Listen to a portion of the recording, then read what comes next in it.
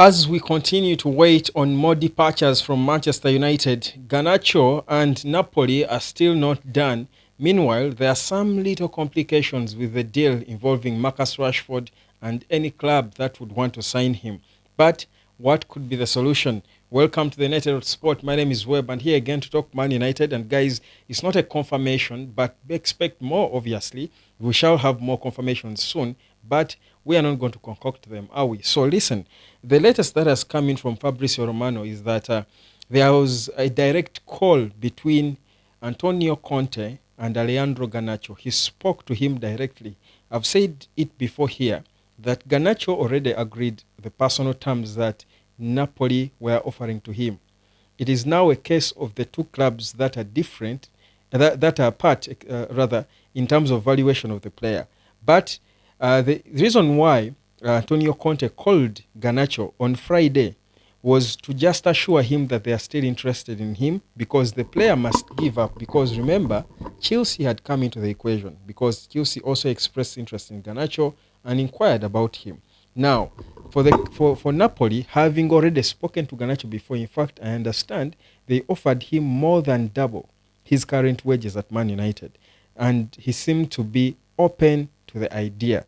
That's why I came and said here that personal terms were actually agreed between Garnacho and Napoli. It is a matter of Man United accepting the bid that Napoli offers. But if United had rejected, the fact that United had rejected the first bid, like we said it here, Garnacho could have thought maybe Napoli is done. They are not coming back for him. So the call from Antonio Conte was meant to assure him that, you know what, we are still interested and we are trying to find a solution. Now, I also know from sources in Italy that there is a second bid that they are contemplating to take back to Man United, which probably could be the last. But they are contemplating taking a second bid of about 60 million. Remember, Man United wanted about 70.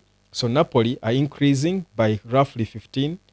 Now, that's the second bid they are trying to take. Total offer, that's what they're putting on table. That's cash plus add-ons, according to what we pick. Now, that is, I think, what you should wait to see this week. That is what could happen. So, the most important thing you need to know is that there was a conversation between Garnacho and Antonio Conte. And you can understand that Antonio Conte is one of the best active managers in the world. And if a player like Garnacho, 20-year-old, gets a call from such a manager who has won Premier League titles, has coached Juventus, all these big clubs, it is certainly going to be a hopeful conversation, for lack of a better description. So there is hope in Garnacho that something will be figured out. So that's where we are. United are not under any pressure to sell, because they are saying we shall sell for the right amount. We're not going to be sold for cheap just because of the desperate situation we are in as a club, which I think for me is a smart way to approach it, because if you don't, the desperacy in which Man United finds themselves in now might see them sell players cheaply, and if you sell cheaply, you regret later, because there is no reversing. If you sell, you've sold, it's done. So you can't reverse if you fail to negotiate right for some of these players, especially now that Man United need money. They need to be selling players, especially young, promising, high potential players like Garnacho should only leave for the right fee, and that's exactly what United is sticking to. So let's wait and see how that deal will unfold. My view is they will figure out something, because Napoli seem to be interested. That call from Conte to Garnacho, brings the hope again that the interest is still there and it's real. So that's where we are now. When it comes to Marcus Rashford, the deal is a little complicated.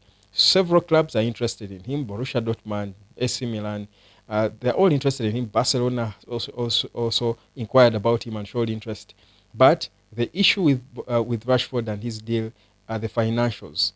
The financials are a bit complicated. He's earning a lot of money with Man United. He has got a long contract running until 2028. It's difficult for the clubs that want him or that would dream of taking him to figure out how it's going to happen, because United don't seem to be exactly interested in still paying a lot of money for a player who does not want to play for them no more.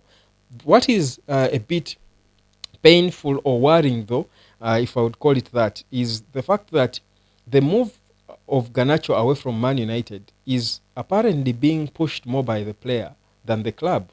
The club don't seem to be in a rush. The club don't seem to be bothered about whether he leaves or stays. Apparently, it's the player who is trying to push a move away. Whether this was after the interview he gave, and this is why they say, okay, you know what, if you want a new challenge, you seek a club, look for a club that wants you, and make sure, hope that the deal makes sense for us, and we will let you go. I don't know whether that's it. So that then would make it look like Man United still want Rashford, but the player doesn't want to start Man United. That would be interesting. I think that would be utterly shocking. So the reason probably then, if that is the case, the reason why Amorim dropped him from the squad completely is because they were trying to give him time to get his head right, and probably when he's ready to play football again, he can join the club, he can come back to the squad and play. So that complicates it in a way. If the club is not really, is not really in a rush to lose Marcus Rashford, who us fans are looking at and are saying he should leave.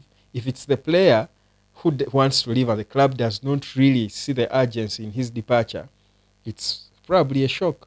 It's probably a shock. So we are waiting to see how that Rashford deal will unfold. So at least now things are beginning to happen. Do remember that there are barely 2 weeks left to the close of this transfer window, so things have got to happen in the coming days. So whether we like it or not, things have got to happen. So we are waiting to see what more will happen, but I think clearly some of the reports coming in, and of course things with Man United can never be kept as secrets. They will always leak in a way.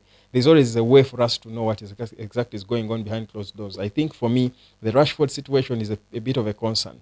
So that's why. But of course, either way it ends, whichever way it ends, I mean, it's up to the player to turn up. I mean, if they fail to find a club that takes him, and United are saying come back to the squad, they're still paying him a lot of money. He should be expected to play and perform. I don't expect Rashford to start Man United, but sitting on the bench. But I think the thing is, what perhaps could have angered him were the demands of Ruben Amorim from him. I think it's an ego thing. It's not more of poor performances and stuff. I think the club were still hoping that Rashford can still perform, but when Amorim, the bold new manager they have, or head coach, had conversations about him and his performances, and going the extra mile of dropping him for a Manchester derby, I think his ego took the better of him, and he gave the interview just to spark a departure. So United say, okay, you want to leave. This is not what our intention was. Our intention was for you to perform better because you were too comfortable.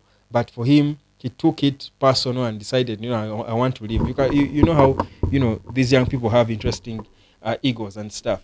They don't want anyone to call them out for anything. So perhaps that's the situation that got us to a point where Rashford is not in the squad no more. And Amorim has consistently said he's not going to put a player in a team if he thinks the player is not the best for the club. He's not in the right place to perform for the club. And he keeps saying for Rashford, everything is in his own hands. It's up to him. So I think it's an eye-opener that indeed Rashford is the one who is tired of the club. Perhaps there is a bit of a sense of disrespect to the manager. Perhaps he doesn't rate him that highly because he's a big player and Amorim was just an intern when he was banging goals for the club. Perhaps Amorim couldn't even get access to Rashford. He was the star and now he's the boss. I think it's probably a thing of respect and egos. I mean, and stuff like that. But we'll get to know all the facts. The point is, for us fans, we do want to see Marcus Rashford out of the club, to be honest. I think we have all agreed on that. So that's where we are with what's happening inside United. Of course, not the best of updates, but I think there's a bit of progress. There's stuff going on. People are not sleeping. There are people complaining every day about how United is taking long, other clubs are signing players and blah, blah, blah. But people, I don't know how long it will take for people to understand the business of football, that there are so many rules and processes in football. There are so many nitty-gritties in football. Deals don't happen overnight. Deals do not happen overnight. Deals are processes. Selling footballers for millions of money is not selling tomatoes in a market. I don't know why people don't get that. Selling footballers, the business of football is so detailed. In fact, and when it goes to contracts, they are so detailed because players get injuries. We are talking assets you're signing for millions of pounds. You're talking a Garnacho, selling Garnacho for 50 million pounds or even 70 million pounds. This is money. That's the net worth of some of the richest people in your country. That amount is the net worth of some of the richest people in certain countries in Africa, or perhaps, but even out of Africa, a person worth 50 million pounds is a rich person. So you don't think such deals for such business where you're going to exchange such amounts of money should be 1 day, 2 day things. They are not light things. They are detailed contracts. They are, and remember, you can invest that money and things don't go right. So you've got to be smart. Look at Anthony. Man United paid nearly 85 million to Ajax. They are still paying the money. The boy didn't perform. He's going out on loan to Real Betis. So you can imagine, if you learn from that, the nature of contracts you want to discuss within a club that wants your player, within a club that you're going to pay money to for a player, has got to be detailed. You've got to factor in performances. You've got to factor in injuries, because there are injuries in football. Look at a team like Barcelona. They are currently stuck with Ansu Fati, who has got a huge contract. I think his contract runs until 2027. He's earning about 14 million euros a year.